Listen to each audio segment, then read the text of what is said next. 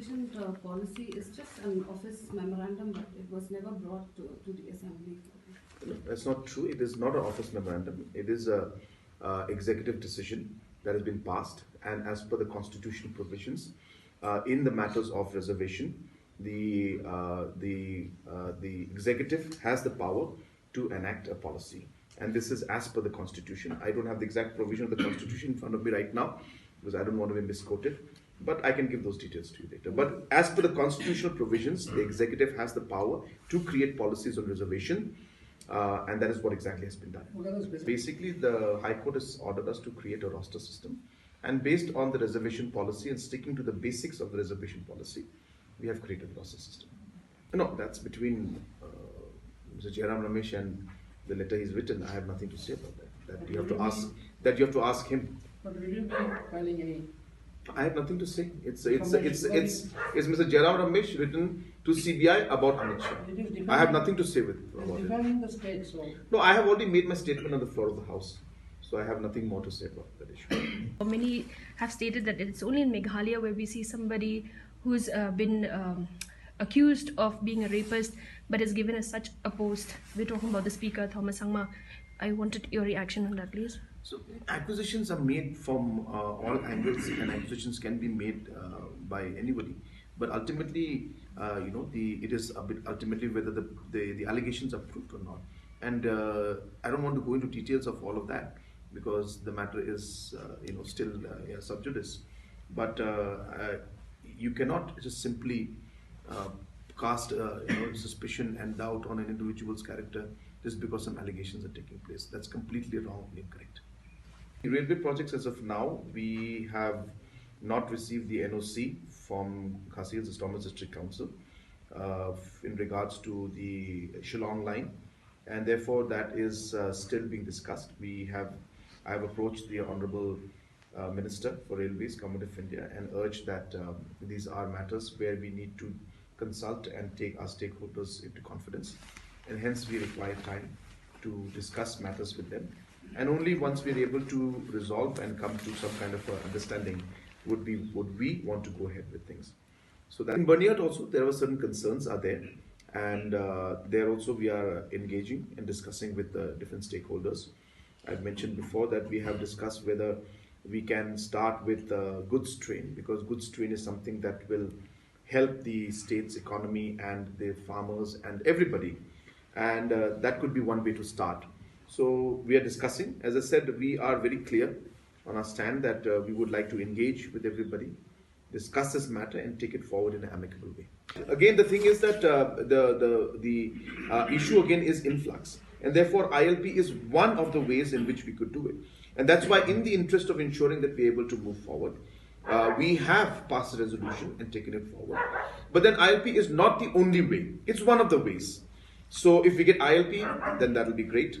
If not, then how do we move forward? What are the other options? So all these aspects are being discussed, because as I said, the crux of the matter is not that people are against railway. It's not that people are saying it has to be ILP. It's not that people are saying it has to be XYZ. The issue is influx and the protection of our identity. That's the whole point. As per the which I've been repeating again and again, it's not the stand that people are against railway. The issue is influx and the protection of our people, and that is what the issue is. So therefore, it's always made to look as if organizations are against railway.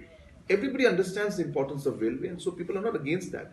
And hence, that is what we're engaging with the organizations to understand and to find out options on how we could achieve their goal of ensuring that we're able to protect and have provisions for influx.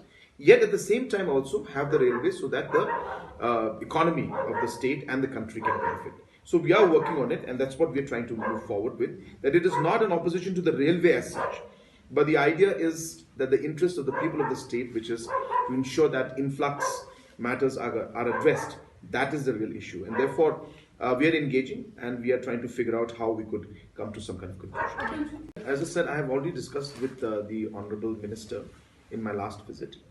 And the Honourable Minister has expressed that the Honourable Prime Minister is deeply concerned, and he would like to see that all the capitals of the state are connected with railway.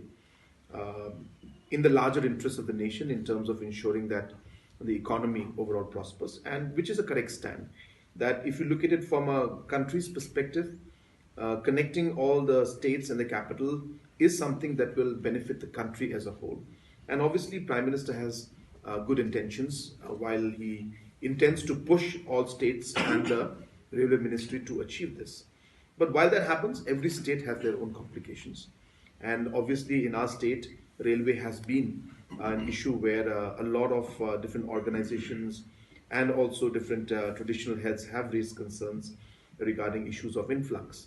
And hence, we need to understand that though the importance of the railway is understood, it is also important to carry our people along and build up the confidence in them, and which is what I had expressed to the Honourable Minister, and Honourable Minister understood, and he said that we will go ahead with all of these things only when we are able to carry everybody along and we understand the problems that are there in the state of Meghalaya. And but we hope that we'll be able to find a solution to that at the earliest. In most cases, we don't touch the 5% provision that is kept for the different. It is much below that. So it's being done in a very efficient manner. So to summarize, it's mandated by the ministries and by the external aided projects. It comes out to an average of about 20 lakh rupees per month for every project that is being conducted. This is being done for projects worth over 16,000 crores in the last 5 years. And most importantly, the money that is spent on this is part of the cost of the project itself. So it does not come out from the budgetary provisions of the state or from any other side. It is well within the project cost and is mandated. We have not shied away from anything. In fact, the time and the rules are there as per the the rules or the procedures of conduct of business. All of this is there in the rule book, and the rule book specifically mentions that on Friday the House will function from 10 o'clock to 12 o'clock, and it has been the some parts of the opposition have stressed on the rule many a times and saying that rule should be followed, and that is exactly what the Speaker is doing. He's going as per the rules. He's going as per the Business Advisory Committee's decisions, and all the points have been mentioned based on that. There are many occasions in which they can speak about these issues. There is the governor's address, the debate on governor's address. There is a budget. There can be special motions. There can be short discussion. So many options are there. So therefore, the members are free to raise any issue at any time. And regarding all the issues that have ever been brought out, we have always discussed the matters. We have never shied away from anything. And in the future also, and present and future also, we'll never shy away from any of the issues. It's in other parts of the state.